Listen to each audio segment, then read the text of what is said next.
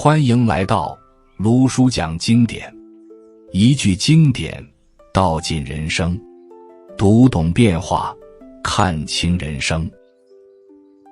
各位朋友大家好，你能在这个瞬间滑到这个视频，绝对不是偶然，而是某种频率的感召。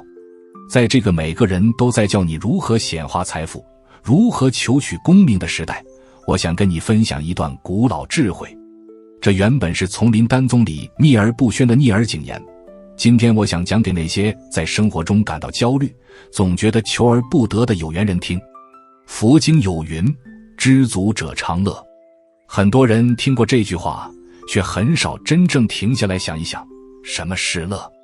我们从小被教导，考上好学校就会快乐，赚到钱就会快乐，结婚生子就会快乐，买到更大的房子就会快乐。可当一个目标达成之后，快乐却像雾气一样很快散去。有人问我，快乐到底怎么定义？它是情绪吗？是兴奋吗？是拥有吗？还是某种结果？我曾见过一个事业有成的人，他有公司，有豪车，有员工仰望。他告诉我，他失眠多年，夜里醒来，心里空荡的像一间没有家具的屋子。他说自己什么都有，却不知道为什么不安。他也曾追问自己，难道还不够吗？佛经里讲，诸行无常，所有外在的成就都是因缘暂时聚合。你把快乐建立在会变化的东西上，那快乐本身就会跟着摇晃。世人以为快乐是得到，其实得到只是刺激神经的一瞬反应。真正让人安稳的不是得，而是放。庄子说，智人无己，神人无功，圣人无名。当一个人不再把自我放在中心，不再计较得失时，心自然轻盈。轻盈不是兴奋，而是一种没有负担的状态。很多人误会快乐，以为他一定要热闹，一定要笑出声音，一定要庆祝，一定要被看见。但真正的快乐往往是安静的。你有没有这样的时刻？清晨醒来，窗外有风，屋里很静，你突然感觉心里没有任何需要证明的事情，没有任何急着完成的目标。那一刻并不轰烈，却很踏实。那种踏实比狂喜更持久。佛陀在菩提树下悟道后并没有欢呼，他只是静坐。那种觉悟不是喜悦的爆发，而是彻底看清后的安然。我们今天之所以难以快乐，是因为我们对快乐有错误的期待。我们希望它持续，希望它越来越多，希望它永远不变。但凡是建立在永远上的东西，都会让人焦虑。金刚经里有一句话，因无所住而生其心。当心不再执着于某个状态，反而能生出真正的自在。快乐不是抓住某个感觉不放，而是在任何感觉里都不被困住。有一次，一位年轻人对我说，他觉得自己的人生很失败，别人都在进步，他却停在原地。他问我，为什么自己一点都不快乐？我问他，你所谓的快乐，是不是建立在比较之上？他沉默了。比较是偷走快乐最快的方式。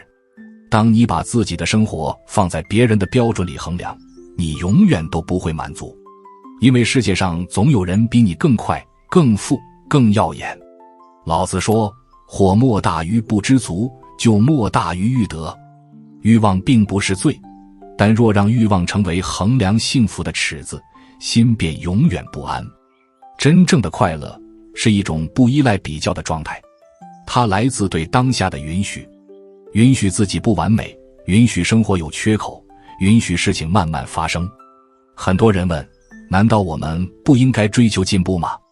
追求成长没有错，但若把成长当作证明自己存在的工具，就会活得很累。你不是因为成功才值得快乐，你本身就值得安稳。佛经中讲到苦集灭道，苦并不是诅咒，而是提醒。当我们感到焦躁，往往是因为把心交给了外境。快乐与否，取决于你把主导权放在哪里。有些人习惯把快乐外包，今天老板夸我，我快乐；朋友点赞，我快乐；股票涨，我快乐；天气好，我快乐。那如果这些消失呢？一阵风吹过，心也跟着摇摆。那不叫快乐，那叫条件反射。真正的喜悦是不需要条件的，它像一口深井，不管外面是晴天还是阴雨，井水都在。你不一定时时去取，但它在那里。你也许会说，这听起来太理想。现实里有压力，有账单，有家庭责任。可正因为现实复杂，我们更需要一个内在的锚点。有一位禅师曾说，人在山中不见山。我们总是急着奔向远方，却忽略脚下的土地。快乐并不藏在未来，它就在当下这口气里。当你专注呼吸的进出，当你认真吃一顿饭，当你陪家人坐在一起没有滑手机，那种简单的存在感就是最朴素的快乐。快乐不是轰动世界，而是心不再漂泊。很多人活得像在追逐一场永远不会结束的竞赛，他们以为只要冲过某条线就能安心，可每冲过一次线，前面又会出现新的目标。所以问题不在于目标，而在于新的方向。你是为了充实而努力，还是为了填补空虚而奔跑？这两者看似相同，结果却完全不同。当内心空洞时，再多的外在成功也填不满。那种空洞不是物质匮乏，而是对自我的不接纳。快乐不是拥有更多，而是需要更少。需要更少的证明，更少的攀比，更少的对抗。曾有人问佛陀，什么是幸福？佛陀没有给出复杂的答案，他只是说，少欲知足，身心自在。当你不再拼命追逐快乐，快乐反而出现。因为那时的你不再把它当作目标，而是让它自然发生。我们这一代人太习惯把情绪当作成绩单，开心代表成功，难过代表失败。可情绪只是流动的波浪，不是价值的判断。真正成熟的人不是没有波动，而是在波动里依然安定。快乐不是一直笑，而是在哭过之后仍然柔软。我想告诉你，快乐并不是终点，而是一种生活方式。当你学会与自己和平共处，当你不再与现实对抗，你会发现，很多曾经让你焦虑的东西，其实没有那么重要。此刻，你或许正背负压力，也许生活并不顺利。可如果你愿意停下来，听听自己的呼吸，你会发现，生命本身已经是一种奇迹。阳光照进来不需要申请，空气流动不需要竞争，我们存在本身就是恩赐。当你看清这一点，快乐就不再遥远，它不在未来，也不在别人手里，它在你心中那块没有被欲望污染的地方。很多人之所以无法定义快乐，是因为他们从来没有认真看过内心的匮乏感。你有没有发现，当一个人不停地说自己想要快乐，其实背后往往藏着一种不被看见的失落。那种失落未必来自失败，有时恰恰出现在成功之后。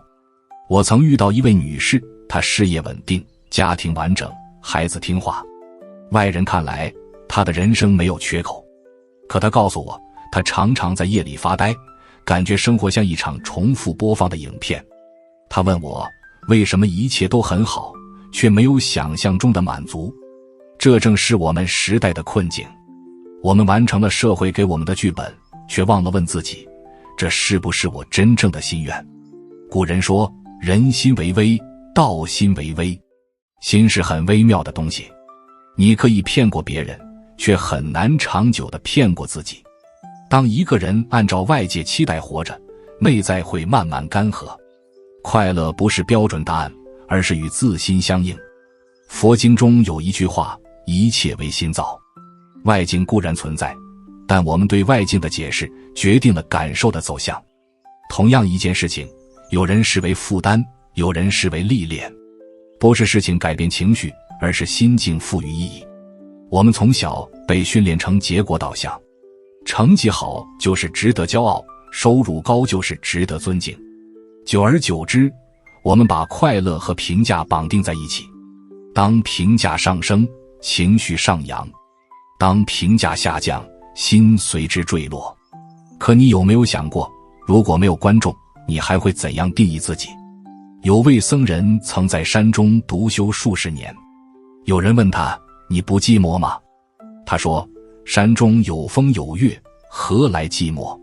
他并不是没有孤独的时刻，而是他不再把孤独当成威胁。快乐并不排斥孤单，真正成熟的喜悦能够容纳安静。我们这一代人太害怕沉默，手机一放下，心就开始不安。我们习惯用信息填补空白，用娱乐遮掩焦虑。可那种短暂的刺激只是麻痹，不是满足。庄子讲过一个故事，有人担心影子跟着自己，于是拼命奔跑，想摆脱影子。结果越跑越累，影子却始终在身后。后来他发现，只要停在树荫下，影子自然消失。我们追逐快乐的方式，有时就像那个人，越是拼命抓住，它越远；越是急切得到，它越难停留。因为快乐不是猎物，它更像光。当你心不遮蔽，它自然照进来。很多人误以为快乐来自控制，他们试图把人生安排得毫无意外，希望一切按计划推进。可生活本身是无常的，无常经中说，胜者必衰，败者必离。你若把快乐寄托在稳定上，当变化来临，便会惊慌。真正的安稳是在变化里不慌张，这并不意味着消极，而是清醒。你知道事情会变，你也知道自己可以应对。快乐的一个重要来源是内在的力量感。当你相信自己可以面对未知，恐惧自然减少。我曾经问过一位长者，他一生经历战乱、贫穷、病痛，却总能平静。他说，他年轻时总以为快乐是拥有，后来才知道快乐是承担。承担听起来沉重，却蕴含自由。因为当你愿意承担现实，就不再逃避。逃避会制造更大的恐惧，而面对反而让人踏实。快乐不是没有问题，而是对问题不再敌对。当你停止和生活对抗，生活的锋利就会变钝。很多人以为只要解决掉所有麻烦就能安心，可现实是，问题解决了一个，又会出现新的。若把快乐建立在无事发生上，那一生都在等待。佛法讲缘起，所有事情都是条件组合的结果，没有永远顺利，也没有永远低谷。看清这一点，心便不再极端。我们经常被情绪牵着走，开心时豪情万丈，低落时否定一切。其实两者都不真实，它们只是阶段。快乐的定义或许可以换一种方式理解，它不是某个高点，而是一种持续的平衡。平衡不代表平淡，而是稳定。就像湖面偶尔有风，但水底依然沉静。真正的快乐更接近那片水底。当你逐渐理解自己，不再苛责，不再过度要求，你会发现很多原本刺痛你的声音变得柔和。自我接纳是快乐的根基。一个人若始终觉得自己不够好，就算得到全世界的认可，也无法安心，因为他内心的法官从未放下审判。古人讲，知人者智，自知者明。看清自己比赢过别人更重要。当你承认自己的局限，也承认自己的独特，你便不再活在他人的剧本里。快乐不是超越所有人，而是找到属于自己的节奏。有人天生适合热闹，有人更适合独处。有人追求事业的高峰，有人珍惜家庭的温度。没有统一标准，痛苦往往来自错位。你明明喜欢安静，却逼自己社交；你明明重视亲情，却为了名利忽略陪伴。久而久之，心与行为分离，自然疲惫。快乐是心与行动一致时的自然流露。当你做的事情与你的价值观相合，内心会生出力量。那种力量不张扬，却很坚定。我并不是要你放弃理想，也不是让你消极退缩，我只是想邀请你思考，什么才是真正属于你的幸福。如果一个目标达成后，你只是松了一口气，而不是发自内心的充实，那说明你追逐的也许只是外界的期待。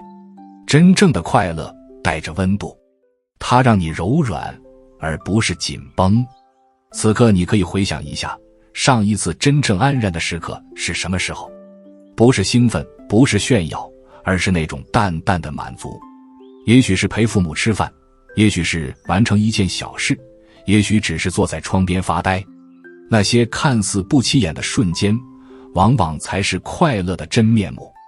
我们之所以忽略它，是因为它太普通。可恰恰是普通，构成了人生的底色。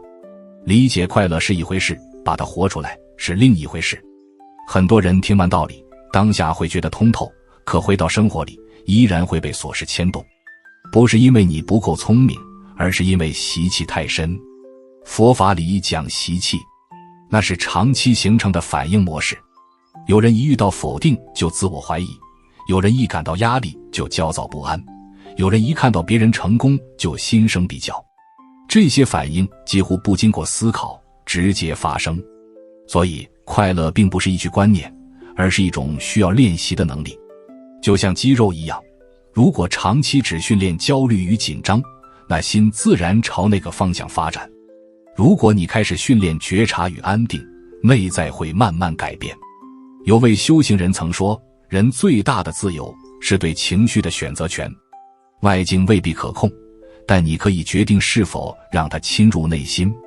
我们习惯把注意力放在失去上，失去机会，失去金钱，失去关系，可很少有人留意自己已经拥有的东西。阳光每天都在，呼吸一直流动，身体还在运作，这些被视为理所当然。一旦失去，才会明白珍贵。快乐往往藏在习以为常之中。有一个故事，一位老者每天坐在门前看人来人往。有人问他为何总是微笑，他说他不再等待生活给他惊喜，他只是在看风吹树叶的样子。这听起来平凡，却蕴含深意。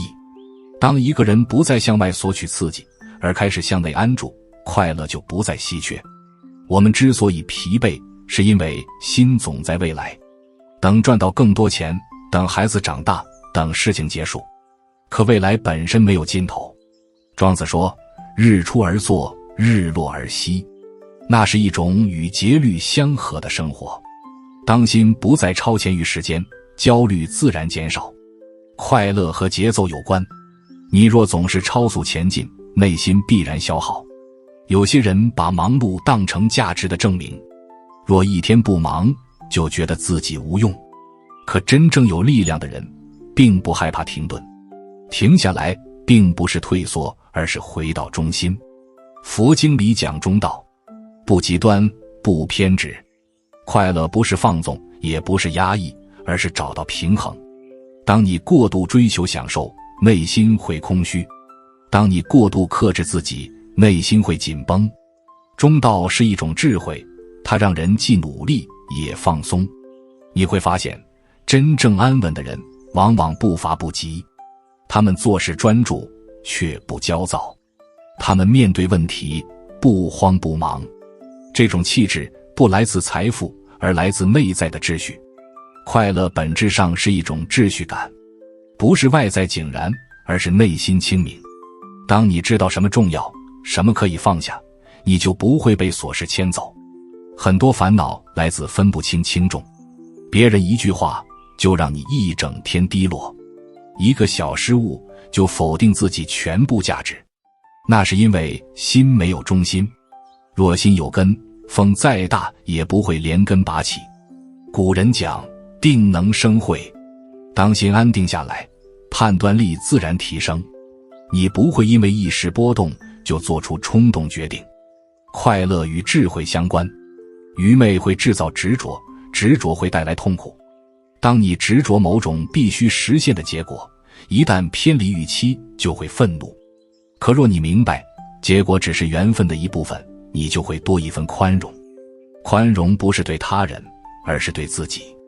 你允许自己犯错，允许自己成长，允许自己慢一点。那种允许是温柔的。我见过太多人把自己逼得太紧，每天都在评估是否足够好，是否走在正确道路上。长期处于这种审视之下，心会干裂。快乐不是优秀的副产品，而是健康的基础。当一个人心境平和，他反而更容易做出好的决定。焦虑让人短视，安定让人长远。有位企业家曾说，他年轻时拼命工作，后来才明白，效率最高的时候是心最平静的时候，因为那时没有恐惧，也没有急躁。快乐不是懒散，而是清醒。清醒地知道什么值得投入，什么不必纠缠。我们常常把大量时间消耗在无法改变的事情上，抱怨过去，担忧未来，却忽略此刻能做的微小改变。快乐有时来自简单行动，整理房间，散步10分钟，认真完成一件小事，这些看似微不足道，却能让心恢复秩序。当生活有一点秩序，内心就少一分混乱。佛法讲修行，不一定在山林，日常生活本身就是道场。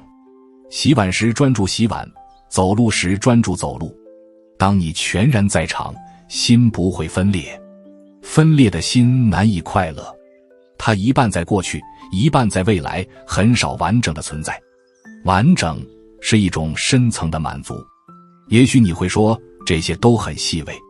是的，真正持久的快乐从来不轰动，它像涓涓细流，不张扬却持续。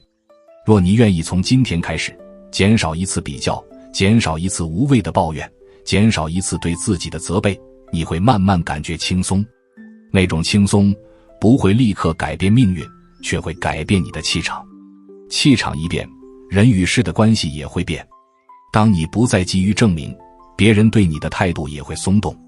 快乐有时是一种影响力，它不是对抗，而是感染。真正快乐的人，身边的人会感到舒适，因为他不需要从别人那里索取认可。当一个人内在充足，他给予的是真诚，而不是交易。而在这一切之上，还有更深的一层，那就是对生命本质的理解。若你始终认为人生是一场竞争，你就难以彻底安心。若你看见人生更像一段体验，你会柔软许多。真正考验快乐的，从来不是顺境，而是失去。当一切如意时，人很容易说自己很幸福。可当健康出现问题，当关系破裂，当事业受挫，那时还能否安住，才是真正的功夫。佛经里讲生老病死、爱别离、怨憎会、求不得。苦并不是例外，而是人生结构的一部分。若我们把快乐理解为没有苦，那几乎等于否定现实。很多人之所以痛，是因为他们期待人生按理想剧本展开，一旦偏离，就觉得不公平。可天地运行，本无私人安排，春夏秋冬更替，从不询问人的意愿。我们若把心绑在必须顺遂之上，只会不断失望。快乐并不是否认无常，而是在无常中找到不动点。那个不动点是什么？是觉知。当事情发生，你可以悲伤，可以失落，但你也可以看见自己正在悲伤。那份看见本身就是自由。痛苦之所以吞噬人，是因为我们与情绪融为一体。我们说我就是失败，我就是被抛弃。可实际上，失败只是经历，被抛弃只是事件。你不是事件本身。当你慢慢学会区分，你会发现内心深处有一个空间，从未被真正摧毁。佛陀在面对诽谤时没有愤怒，他只是问对方，如果礼物无人接受，最终属于谁？对方无言。佛陀说，那么这些恶语我不受。这不是冷漠，而是明白。当你明白别人的评价只是声音，而不是定义，你就不会轻易动摇。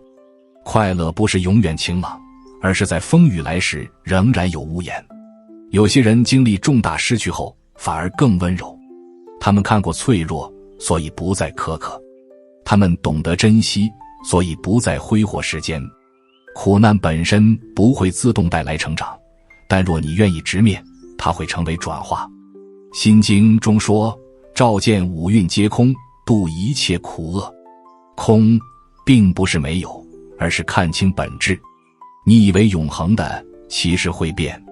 你以为必须拥有的，其实可以放下；你以为无法承受的，最终也会过去。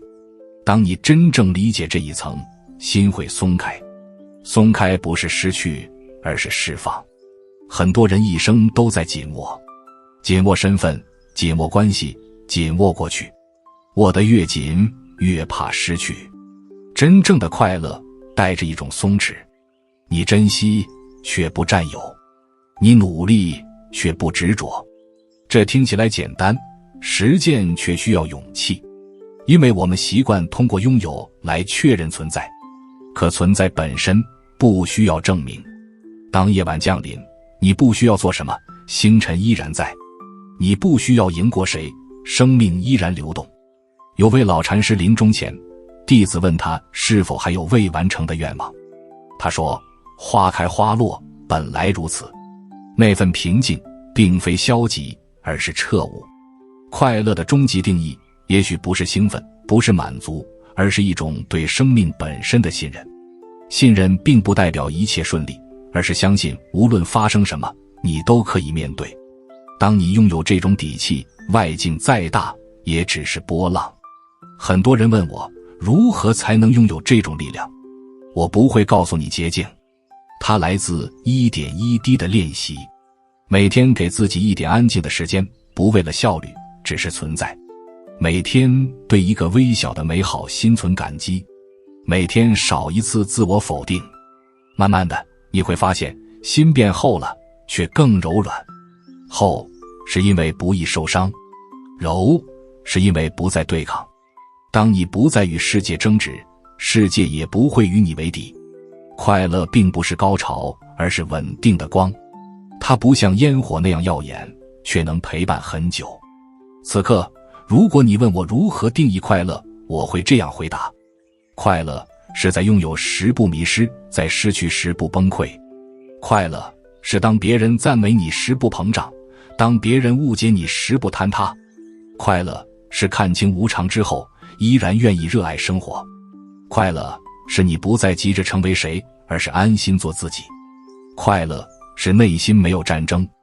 各位朋友，我们活在一个喧嚣的时代，信息不断冲击，标准不断更新，诱惑层出不穷。若你不为自己建立一个内在的坐标，很容易迷失方向。外在的成就可以追求，但不要让它成为唯一答案。当你夜深人静时，若能问心无愧，若能呼吸平稳，那已经是难得的福气。卢叔送你一句话作为结尾：真正的快乐，不是世界给你的掌声，而是你在风雨之后依然愿意温柔地活着。愿你在纷扰中守住清明，在无常里找到安然，在得失之间看见本心。当你不再追逐快乐，你会发现它一直在你身旁。如果这一集对你有所提醒，欢迎订阅卢叔讲经典，并开启小铃铛，让经典的话在你需要的时候再次出现。用经典照见人心，用时间验证智慧。我们下节课再见。